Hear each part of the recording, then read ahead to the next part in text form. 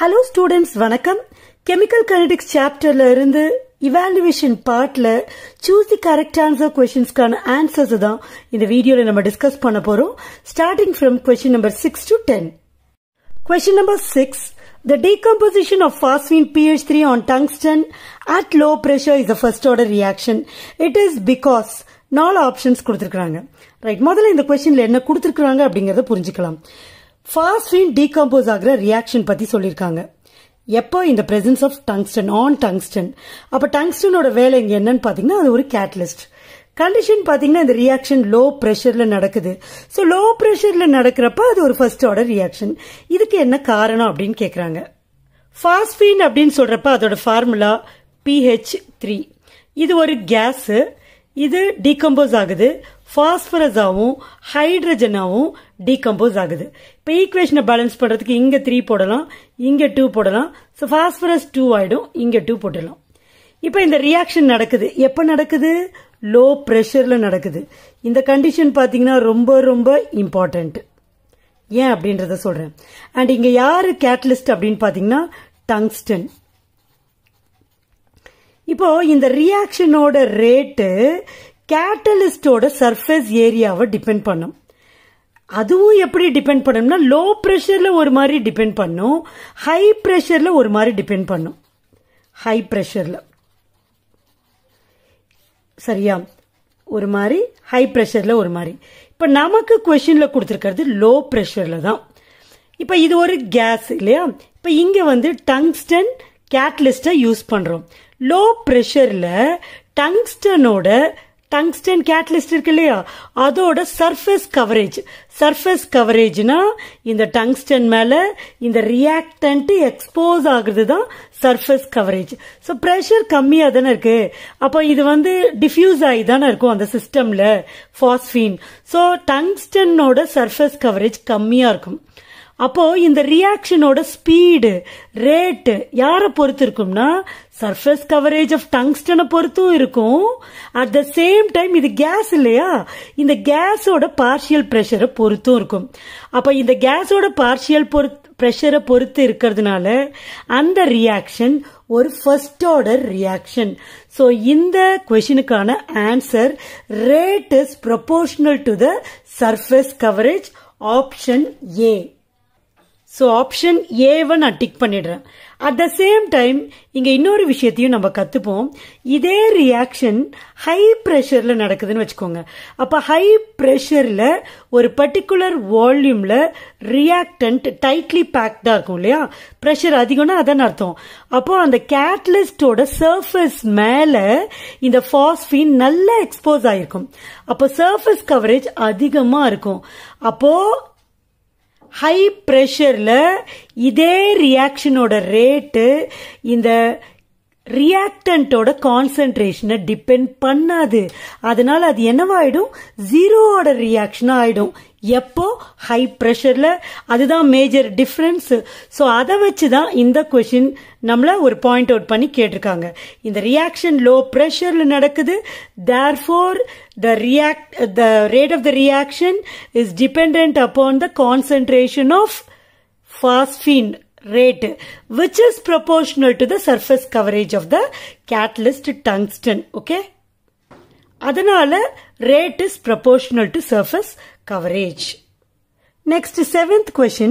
For a reaction, rate is equal to K into acetone concentration power 3/2. Then unit of rate constant and rate of the reaction respectively is. இந்த questionல நல்லா கவனிச்சு பாருங்க. 2 question இருக்கு. ஒன்னு rate கான்ஸ்டன்டோட unit கேக்குறாங்க, இன்னொன்னு ரேட்டோட யூனிட் கேக்குறாங்க. ஓகே, யாருக்கு அப்படின்னு பாத்தீங்கன்னா rate is equal to K into acetone power 3/2 அப்படிங்கிற ரேட் லாவை கொடுத்துட்டு கேக்குறாங்க. இந்த क्वेश्चनக்கான ஆன்சர் எப்படி கண்டுபிடிக்கிறது? அதாவது ரேட் கான்ஸ்டன்டோட யூனிட்டையும் ரேட்டோட யூனிட்டையும் கேட்டிருக்காங்க. முதல்ல ரேட்டோட யூனிட்டை கண்டுபிடிச்சலாம். அது ரொம்ப சிம்பிள். ரேட்டோட யூனிட் நம்ம கண்டுபிடிக்கணும்னா முதல்ல ரேட்டுக்கான எக்ஸ்பிரஷன் எழுதலாம். ரேட்டுக்கான எக்ஸ்பிரஷன் உங்களுக்கு கண்டிப்பா தெரியணும், which is equal to -dA/dt. இப்போ இந்த மைனஸ் இதெல்லாம் நமக்கு யூனிட் கண்டுபிடிக்கிறதுக்கு தேவை கிடையாது. மேல கான்சென்ட்ரேஷன் இருக்கு. கான்சென்ட்ரேஷனுக்கான யூனிட்ஸ் கண்டிப்பா உங்களுக்கு தெரியணும், which is mole per litre. கீழே டிடி இருக்கா, அப்ப டைமோட யூனிட் தெரியணும் பை எஸ். இப்போ இதை எஸ் மேல கொண்டு வந்தீங்கன்னா mole per litre per second. கீழே +1, ஒண்ணுமே இல்லைன்னா +1, மேல வரப்ப -1 ஆயிடும். So this is the unit of rate. முடிஞ்சு போச்சு. இப்ப ரேட் கான்ஸ்டன்டோட யூனிட் வேணும். அப்ப ரேட் கான்ஸ்டன்ட் இருக்கிற ஒரு ஈக்குவேஷன் நமக்கு தெரியணும். ரேட் கான்ஸ்டன்ட் இருக்கிற ஈக்குவேஷன் யாருன்னு பாத்தீங்கன்னா ரேட் லா. இப்ப ரேட் லா என்ன சொல்லுதுன்னா rate is equal to rate constant into concentration of A. இங்க பவர் என்ன வரும்னு தெரியாது, அதனால n வச்சுக்கலாம்.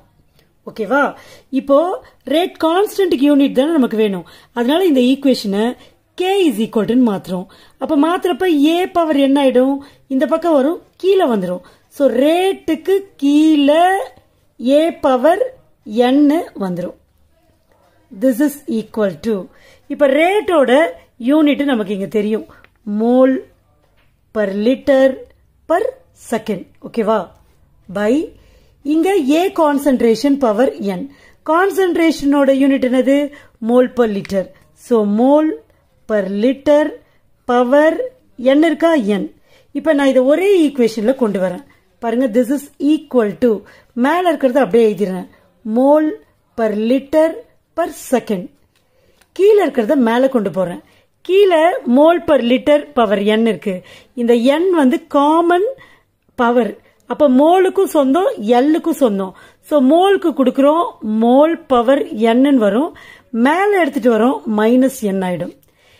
எல்லுக்கு கொடுக்கிறோம் எல் பவர் -n ஆகும். கீழே இருக்கிறப்ப மேல எடுத்துட்டு வரோம் எல் பவர் n ஆயிடும். இப்போ ரெண்டு பேஸ் ஒரே மாதிரி இருக்கு. So this is equal to 2 மோலுக்கு ஒரே மோல் போடுறேன். அப்ப இதோட பவர் இங்க 1 அர்த்தம். 2 பவரையும் நம்ம ஆட் பண்ணோம். So 1 - n. 2 எல் இருக்கு, ரெண்டுத்தையும் 1 ஆக்குறேன். சோ பவர் ஆட் பண்ணும். இங்க -1 இருக்கு, இங்க n இருக்கு. So -1 plus n.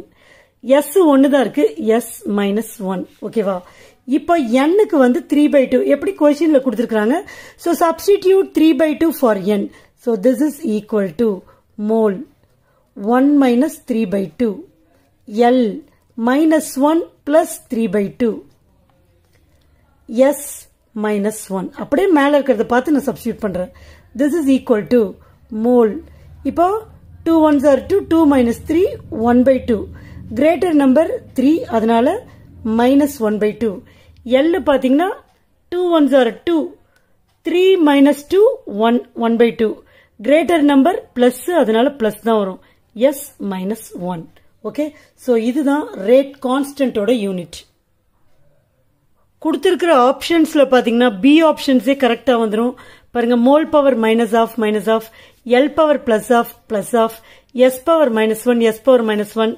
அப்புறம் நம்ம இங்க வந்து மோல் பர் லிட்டர் பர் செகண்ட்னு ரேட்டுக்கு கண்டுபிடிச்சு வச்சிருக்கோம். பாருங்க, mole per litre per second. So முதல்ல இருக்கிறது ரேட் கான்ஸ்டன்டோட யூனிட், ரெண்டாவது இருக்கிறது ரேட்டோட unit. So the correct option is option B. Okay, next question என்னன்னு பாருங்க. 8th question. The addition of a catalyst during a chemical reaction alters which of the following quantities?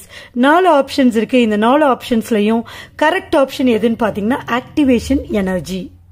ஏன்னா ஒரு கேட்டலிஸ்ட் அந்த ரியாக்ஷனோட ரியாக்டன்ஸோட activation எனர்ஜியை தான் ஆல்டர் பண்ணும். As per reduced syllabus இந்த questions வந்து ரெடியூஸ்டு கொஸ்டினா கூட இருக்கலாம். நெக்ஸ்ட் 9th கொஸ்டினை பார்ப்போம். Consider the following statements. ஒரு 5 ஸ்டேட்மெண்ட்ஸ் கொடுத்திருக்காங்க. இந்த 5 ஸ்டேட்மெண்ட்ஸ்ல எந்த ஸ்டேட்மெண்ட்ஸ்லாம் கரெக்ட் ஸ்டேட்மெண்ட் அப்படின்னு கேட்கறாங்க. இந்த லெசனை நீங்க ஃபுல்லா ஃபண்டமெண்டல் எல்லாம் தரவு பண்ணிட்டு வந்தீங்கன்னா ஈஸியா இந்த ஸ்டேட்மெண்ட்லாம் எது கரெக்ட் எது தப்பு அப்படிங்கறத நம்மளால சொல்லிட முடியும். ஃபர்ஸ்ட் ஸ்டேட்மெண்ட் பார்ப்போம். Increase in concentration of the reactant increases the rate of a zero order reaction. நமக்கு நல்லாவே தெரியும், ஒரு zero order reaction is independent of the concentration of the reactant. ரியாக்டன்டோட கான்சென்ட்ரேஷனை பொறுத்து ஒரு ஜீரோ ஆர்டர் ரியாக்ஷனோட ரேட்டு இருக்காது. ஸோ இந்த statement is a false statement. Second ஸ்டேட்மெண்ட்டை பார்க்கலாம். Rate constant K is equal to collision frequency A if EA is equal to 0. இதுக்கு முதல்ல நம்ம அர்ஹீனியஸ் ஈக்குவேஷனை எழுதணும். அர்ஹீனியஸ் ஈக்குவேஷன் என்னது? K is equal to A into e power minus EA by RT. இதில் EA என்ன சொல்கிறாங்க? 0ன்னு சொல்கிறாங்க. So the equation becomes K is equal to A into e power minus EA வந்து 0ன்றதுனால இது ஃபுல்லாக 0 ஆகிடும். அப்போ anything power 0 is equal to என்ன ஆகிடும்? 1 ஆகிடும். அப்போ இந்த equation K is equal to A ஆகிடும். Kங்கிறது யார்? Rate constant. ஏங்கிறது யார்? Collision frequency. ஸோ ரெண்டுமே ஈக்குவல்ன்றாங்க. So the statement 2 is correct. Next third statement பாருங்க. Rate constant K is equal to collision frequency A if EA is equal to infinity. EA is equal to 0ன்றப்ப ஈக்குவலாக இருக்கும். அப்போ இன்ஃபினிட்டின்னு வரப்போ எப்படி ஈக்குவலாக இருக்கும்? கண்டிப்பாக இருக்காது இல்லையா? ஸோ இந்த statement wrong statement. Fourth statement பாருங்க. A plot of ln K versus T is a straight line.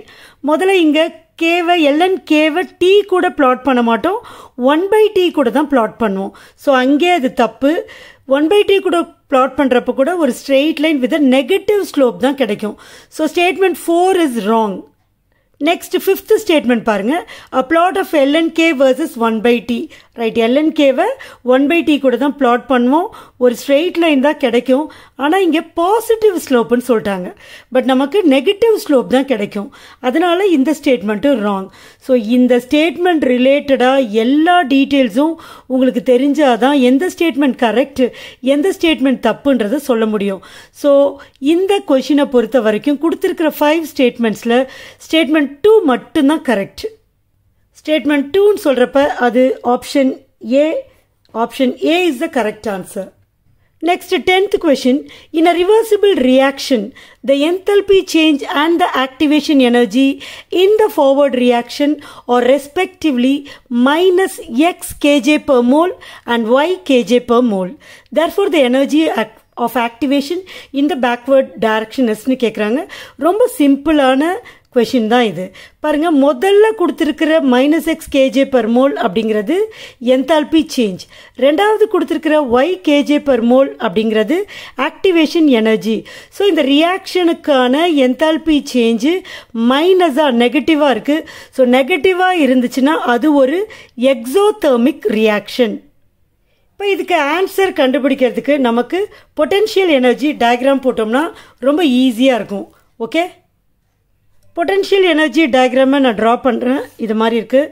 இப்போ இங்கே வந்து ரியாக்டன்ஸ் இருக்குது, இங்கே வந்து ஆக்டிவேஷன் காம்ப்ளெக்ஸ் இருக்குது, இங்கே வந்து ப்ராடக்ட் ஃபார்ம் ஆகுது. ஸோ இது வந்து ப்ராடக்ட். ஓகே, இது வந்து ரியாக்டன்ட், இது வந்து ஆக்டிவேட்டட் காம்ப்ளெக்ஸ். ரைட், இப்போ பார்த்தீங்கன்னா இங்கே இருக்குது ரியாக்டன்ட்டு, இங்கே போகுது ப்ராடக்ட் ஆகுது. ஸோ இங்கேருந்து ப்ராடக்ட் ஆகிறப்ப எனர்ஜி வந்து என்ன ஆகுது? குறையுது. அதனால தான் நமக்கு -xன்னு கொடுத்துருக்காங்க.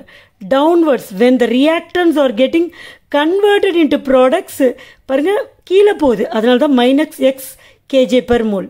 இப்போ இங்கேருந்து இது வரைக்கும் என்ன அப்படின்னு பார்த்தீங்கன்னா ஆக்டிவேஷன் எனர்ஜி EA, அதை y kJ per moleன்னு கொடுத்துருக்காங்க இல்லையா? kJ per mole. இப்போ இது வந்து ரியாக்டன்ட்லேருந்து ப்ராடக்ட் கன்வெர்ட் ஆகிற ரியாக்ஷனுக்கு, அதாவது ஃபார்வர்ட் ரியாக்ஷனுக்கு. இப்போ கொஷினில் நமக்கு ரிவர்சிபிள் ரியாக்ஷனில் ஃபார்வர்ட் ரியாக்ஷனுக்கு தான் கொடுத்துருக்காங்க. ஆனால் எதுக்கு கேட்குறாங்க? எனர்ஜி ஆஃப் ஆக்டிவேஷன் பேக்வேர்ட் டைரக்ஷனுக்கு கேட்குறாங்க. இப்போ அப்படியே இதை வந்து பேக்வேர்ட் டைரக்ஷன் சொல்கிறப்ப இது என்ன ஆகிடும்? இது ரியாக்டன்ட் ஆகிடும். கரெக்டா? இது என்ன ஆகிடும்? ப்ராடக்ட் ஆகிடும். இப்போ ரிவர்சிபிள் ரியாக்ஷன் அதானே, product will be converted into reactant. அப்போ இது ரியாக்டன்ட் பாருங்கள். அப்போ இந்த ரியாக்டன்ட் இங்கே ப்ராடக்டாக பேக்வேர்ட் டைரக்ஷனில் மாறணும்னா இங்கேருந்து எனர்ஜி இவ்வளோ தூரம் இன்க்ரீஸ் ஆகுது. ஏன்னா இங்கே தானே இந்த ரியாக்ஷன் ரிவர்ஸ் ரியாக்ஷனுக்கான ப்ராடக்ட் இருக்குது. அப்போ எனர்ஜி இன்க்ரீஸ் ஆகுது. தேர்ஃபோர் இந்த டெல்டா H வேல்யூ +x ஆகிடும், +x kJ per mole ஆகிடும். அதாவது ரிவர்ஸ் ரியாக்ஷன் பேக்வர்ட் டைரக்ஷனில் நடக்கிற ரியாக்ஷன் வந்து எண்டோதெர்மிக் ரியாக்ஷன் ஆகிடும். இப்போ ஆக்டிவேஷன் எனர்ஜி தான் நமக்கு கொஸ்டினில் கேட்குறாங்க. இப்போ ஆக்டிவேஷன் எனர்ஜினா இங்கேருந்து இவ்வளோ தூரம் போகிற இதுதான் ஆக்டிவேஷன் எனர்ஜி. உங்களுக்கு புரியறதுக்காக வேறு கலரில் போடுறேன் நான். இதுதான் ரியாக்டன்ட் பேக்வர்ட் ரியாக்ஷனுக்கு இங்கேருந்து இவ்வளோ தூரம் போகிற இந்த டிஸ்டன்ஸ் தான் என்னது ஆக்டிவேஷன் எனர்ஜி. அப்போ ஆக்டிவேஷன் எனர்ஜி பாருங்கள், இது நமக்கு தெரியாது, ஆனால் இங்கேருந்து இது வரைக்கும் ஒய்ன்றது தெரியும். ஸோ இது வரைக்கும் இங்கேருந்து இது வரைக்கும் ஒய் கரெக்டாக. அண்ட் இந்த டிஸ்டன்ஸ் இருக்குல்ல, இந்த டிஸ்டன்ஸ் இது பார்த்தீங்கன்னா ப்ளஸ் எக்ஸ் ஏன்னா இங்கேருந்து போகுது, மேலே தானே போகுது. அப்போ இது வந்து எக்ஸு. ஸோ இந்த டோட்டல் தான் ஆக்டிவேஷன் எனர்ஜி. அப்போ எக்ஸையும் ஒய்யையும் நம்ம ஆட் பண்ணணும், எக்ஸையும் ஒய்யையும் ஆட் பண்ணணும். அதுதான் ஆன்சர். ஸோ ஆப்ஷன்ஸில் கண்டிப்பாக இது இருக்க முடியாது, இதுவும் இருக்க முடியாது. இது இருக்கலாம் ஆர் இது இருக்கலாம், ஏன்னா இது ரெண்டுத்துலேயும் தான் எக்ஸ் ப்ளஸ் ஒய்னு இருக்குது. எல்லாமே கேஜே பர் மோல்னு கொடுத்துருக்காங்க. அப்போ ஆன்சரும் நமக்கு கேஜே பர் மோல்னு வரணும். இங்கே கே இல்லை, அதனால் இது ஆன்சராக இருக்க முடியாது. இங்கேயும் கே இல்லை, ஆனால் இந்த கேவை இன்டைரக்டாக 10 கியூப்னு கொடுத்துருக்காங்க. So this is the correct answer.